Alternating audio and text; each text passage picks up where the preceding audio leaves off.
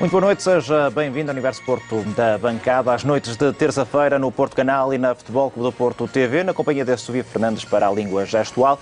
Vamos olhar para os nossos comentadores, como é habitual, à terça-feira contamos e temos o prazer de contar com o Francisco J. Marques, à minha direita. Muito boa noite, Francisco. Boa noite, Tiago. E à minha esquerda com o Diogo Faria. Boa noite, Diogo. Boa noite. E também com o José Cruz. Boa noite, José Cruz. Bem-vindos os três aqui a mais uma edição do Universo Porto da Bancada para olharmos para alguns dos temas do momento e vamos começar com uma reportagem assinada pelo José Miguel Soares sobre a conferência de imprensa desta tarde da Administração do Futebol Clube do Porto no que diz respeito ao empréstimo obrigacionista. Depois da criação de um empréstimo obrigacionista de 35 milhões de euros no passado dia 10 de maio, a SAD do Futebol Clube do Porto anunciou a extensão do valor para 70 milhões. Ainda antes do prazo de 21 de maio, a procura já ia nos 48 milhões de euros. Uma vez que há um excesso de procura face aos 35 milhões que tínhamos decidido alocar inicialmente, fazer uma tentativa de chegar aos 70 milhões e cancelar o empréstimo obrigacionista de 7 de junho. Quando lançamos um empréstimo de 35 milhões e já temos 48 subscritos, foi isso que nos levou a ir até aos 70, até porque também há aqui um motivo, é que quando há subscrição de 48 milhões, se mantivéssemos 35, íamos ter que fazer rateio a muitas pessoas que estavam interessadas no produto e a mostrarem confiança em nós. Por uma questão de reconhecimento, por isso mesmo, queremos dar a possibilidade de que qualquer subscritor possa receber o que realmente quer comprar. A situação financeira da SAD Azul e Branca é estável devido a um conjunto de fatores.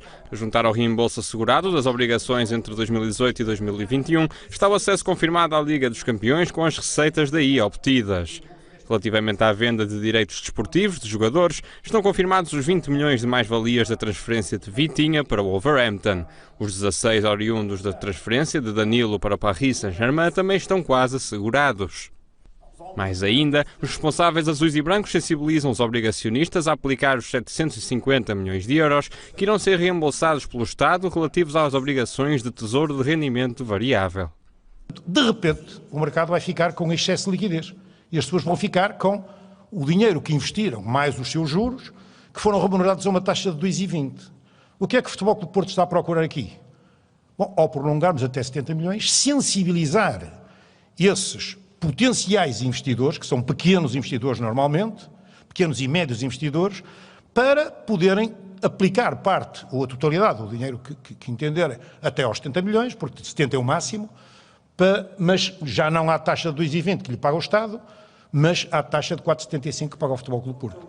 Jorge Nuno Pinto da Costa assume que a situação atual permite ajudar na saída do fair play financeiro, bem como no aliviar da necessidade de negociar alguns ativos do plantel. Tira-nos a pressão de, para além daqueles dois jogadores que o Dr. Fernando Gomes referiu, retira-nos a pressão de estar com a necessidade de ceder qualquer outro jogador que não queiramos. Dados positivos para a SAD Azul e Branca, que agora procura ceder 14 milhões de obrigações a 5 euros cada, com vista a alcançar os 70 milhões de euros ao invés dos 35 delineados. Notícias positivas para o Futebol Clube do Porto e Francisco aqui, do ponto de vista, obviamente, financeiro, é aqui o que está em foco, mas também positivo porque só o sucesso desportivo que o Futebol Clube do Porto tem tido é que também leva a que as pessoas confiem no clube. Sim, o Futebol do Porto tem uma longa tradição de emissão de empréstimos obrigacionistas, que têm sempre corrido bem, portanto há décadas a esta parte que isso acontece, é uma forma de financiamento deste século XXI usada com frequência, quer pela SAD do Futebol Clube do Porto, quer pelas SADs concorrentes do Benfica e do Sporting. No nosso caso, como eu disse, há uma longa tradição. Agora, o que se está a fazer é, mediante, né, depois de se constatar o sucesso, à hora que foi a conferência de imprensa, e em 48 milhões subscritos. Neste momento está perto dos 50,8 milhões, como o Futebol Clube do Porto posteriormente veio informar no comunicado enviado à CMVM. A taxa de juros é bastante atrativa, não é? Tendo em conta outras ofertas de aforro que existem no mercado. 4,75 é uma boa taxa, portanto as pessoas que têm uma disponibilidade para investirem, encontram aqui um excelente produto, com a chancela do Futebol Clube do Porto, com a garantia do Futebol Clube do Porto, que, como eu disse, tem décadas de emissão destes empréstimos e sempre com grande sucesso. Depois, o facto de, como tem sido noticiado, por exemplo, o próprio apuramento para a Liga dos Campeões e o encaixe que isso significa para os clubes de futebol, é sempre uma receita muito, muito importante.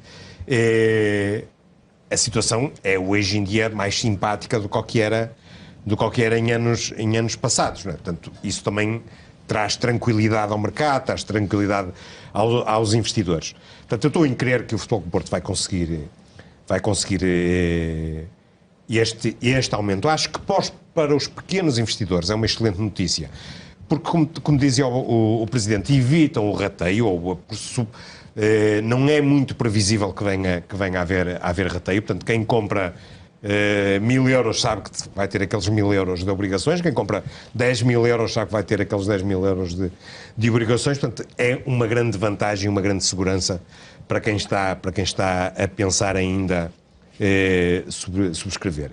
Esperemos que isto até ao final assim continue a ter este efeito. O Dr. Fernando Gomes chamou a atenção para um pormenor importante, que é esta liquidez que vai haver pelo caso do pagamento de obrigações do Tesouro do Estado português. Portanto, há uma série de pessoas que vão receber o capital que investiram mais o juro e, previsivelmente, vão querer reinvestir esse dinheiro em poupança. E aqui encontram uma taxa de juros que até é superior ao dobro da que era oferecida pelo Estado português. Portanto, não me surpreenderá que há alguma parte substancial desses investidores até desviem para as obrigações do Futebol Clube do Porto. Portanto, é um financiamento para o Futebol Clube do Porto a uma taxa de juro bastante interessante, bastante competitiva para os aforradores. E, de facto, é mais também aqui um momento importante para o clube, Diogo, porque em termos financeiros também, cada vez mais isso percebe-se, e nesta altura até não só nos clubes portugueses, mas também nos grandes colossos internacionais se percebem o momento delicado que existe, mas percebe-se que o Futebol Clube do Porto também aqui está pujante, está positivo também para aqueles que confiam também no clube. Sim, é verdade, foi uma conferência de imprensa com boas notícias. E o aspecto que eu gostaria mais de destacar é que essas boas notícias decorrem essencialmente do sucesso desportivo do Futebol Clube do Porto, que está na gênese também do sucesso nestas operações financeiras, como destacaram o Presidente Pinto da Costa, o Dr. Fernando Gomes. O Futebol Clube do Porto não terá necessidade de fazer aquele empréstimo obrigacionista que ia fazer mais tarde, em junho ou julho, porque o facto de ter alcançado a qualificação para a Liga dos Campeões e de já ter realizado, ou de estar em vias de realizar as mais-valias de que necessita na transferência de jogadores, nomeadamente por causa do Vítor Ferreira e do Danilo Pereira, permitem-lhe ter essa almofada de conforto em que se pretende ir com o atual empréstimo até aos 70 milhões de euros, mas não havia aquela urgência por causa da situação, porque a situação desportiva tem esse impacto muito positivo na situação financeira. E eu acho isso até especialmente relevante, porque eu lembro-me bem, há cerca de um ano, houve eleições no Futebol Clube do Porto, e como é normal, a situação financeira foi um dos assuntos em destaque, e a posição que foi assumida pela lista que saiu vencedora da atual administração do Presidente Pinto da Costa foi sempre de fazer uma ligação muito forte entre o sucesso desportivo e o sucesso financeiro, porque nós estamos aqui a falar de negócios, mas o negócio do Futebol Clube do Porto não é vender obrigações, não é? Tem empréstimos obrigacionistas, mas o negócio do Futebol Clube do Porto é ganhar jogos e ganhar campeonatos e participar nas mais importantes competições de futebol e de outras modalidades também, mas em particular de futebol, do mundo. É isso que tem acontecido. Foi isso que aconteceu nesta temporada com a qualificação do Futebol Clube do Porto para os quartos de final da Liga dos Campeões. O Futebol Clube do Porto esteve até ao último minuto da eliminatória a discutir com o Chelsea a passagem às meias finais, com o Chelsea que é finalista da Liga dos Campeões. No campeonato, é verdade que não atingiu aquele que seria o objetivo principal de vencer o título, de renovar o título de campeão nacional, porque encontrou muitas pedras pelo caminho, mas foi assegurada a qualificação para a Liga dos Campeões, que tem um impacto financeiro fortíssimo, e isso dá aqui um certo conforto na forma como são encaradas operações como esta, que acho que ficou bem, esse conforto ficou bem claro na conferência de imprensa de hoje, e estará também na gênese do sucesso desta operação, em que já foi largamente ultrapassado o objetivo inicial, e agora há um novo objetivo que é encarado com tranquilidade e que, aparentemente, as condições para que venha a ser atingido são favoráveis. E estão todas reunidas e a perspectiva também neste nível é positiva. José Cruz, para além desta questão, que é a questão principal no que diz respeito a este tema, o Presidente do Futebol Clube do Porto também, obviamente, tira uma ilação direta, que é a menor pressão noutro tipo de operações, nomeadamente vender jogadores. Digamos assim, e utilizando a expressão inglesa, uma win-win situation para o Futebol Clube do Porto, porque, para além de salvaguardar em termos financeiros, também em termos desportivos, as perspectivas também são mais positivas, não é? É óbvio. Isto, para quem tem que gerir as finanças, é um conforto. Mas para o associado do Futebol Clube do Porto também tem que ser visto como um reforço anímico numa altura em que não foi atingido, e temos que ser claros, um dos objetivos da época, que era ser campeão. É claro que fomos os primeiros dos últimos. E isto não é apenas uma classificação honrosa, porque esta classificação tem atrelado quase 40 milhões de euros. Juntamente com o sucesso desta operação de um empréstimo obrigacionista, dá margem de manobra para o movimento de entradas e saídas de jogadores, e eventualmente poderá fazer terminar, penso eu que isso vai concretizar, aquela coisa do fair play financeiro, que era uma arma de arremesso contra o nosso clube por parte dos nossos adversários. E além disso, isto só acontece, esta procura por parte dos investidores, porque há aquilo que é fundamental nos negócios, que é confiança. Confiança na instituição. E credibilidade. A credibilidade. Do Porto. Exatamente, é isso, confiança e credibilidade. E isto era muito importante que acontecesse no país, com os contribuintes portugueses. Porque houve um adiamento de um empréstimo obrigacionista do Futebol Clube do Porto por causa da pandemia, mas os investidores não saíram prejudicados. Porquê? Porque foram ressarcidos com os juros correspondentes do período de adiamento. Isto é ganhar confiança. Estivessem assim os contribuintes portugueses, por exemplo, com as dívidas do BES Novo Banco, e particularmente com a dívida criada pelo empresário Luís Filipe Vieira ao comando da Promovalor. Porque o Fundo de Resolução, que é quem gera agora o Novo Banco, já ficou com perdas de 225 milhões de euros. Imaginem quantos empréstimos obrigacionistas era preciso fazer para cobrir a dívida que é assumida já e que vai ser paga por todos nós. Por todos nós, quer façamos subscrição ou não de um empréstimo obrigacionista que não existe, mas que já foi consumido.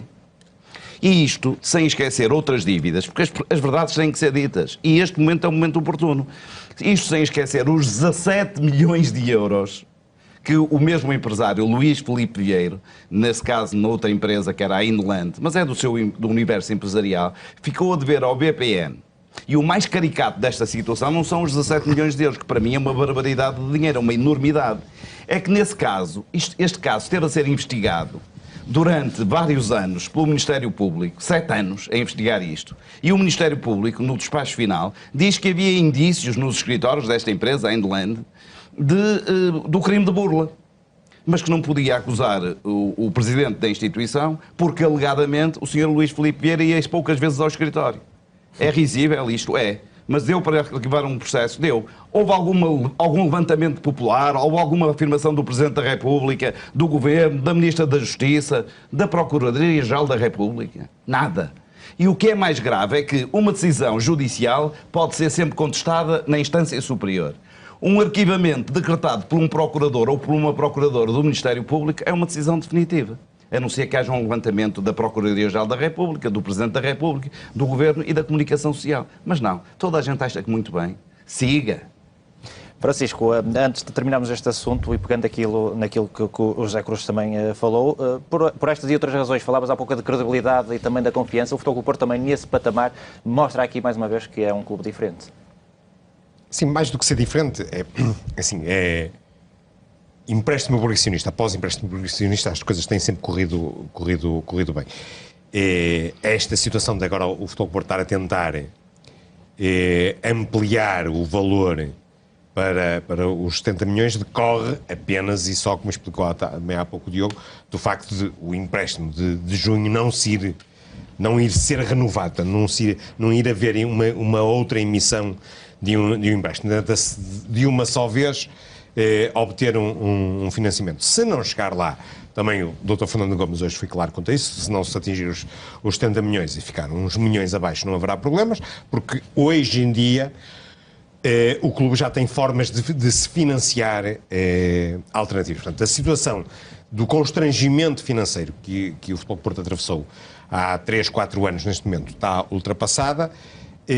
Para isso muito têm contribuído todas estas coisas, que as qualificações para a Liga dos Campeões, os bons desempenhos e também o bom desempenho do clube no mercado dos jogadores. Portanto, o Futebol Porto tem obtido boas receitas nas transferências de jogadores. Portanto, tudo isto é que permite, porque nós estamos a viver num contexto muito difícil, que é o contexto da pandemia, e com a redução de receitas, todos os setores da atividade têm sofrido com isso, mas o futebol tem sofrido de forma muito clara. Nós vemos os estádios vazios, é o tema que iremos discutir a seguir, portanto não me quero antecipar, mas a pandemia tem tido muitos efeitos no futebol, e obviamente que o Futebol Clube do Porto tem sentido muito esses efeitos. A verdade é que nesta conjuntura muito desfavorável, o Futebol Porto está próximo de sair do fair play financeiro, do constrangimento do fair play financeiro,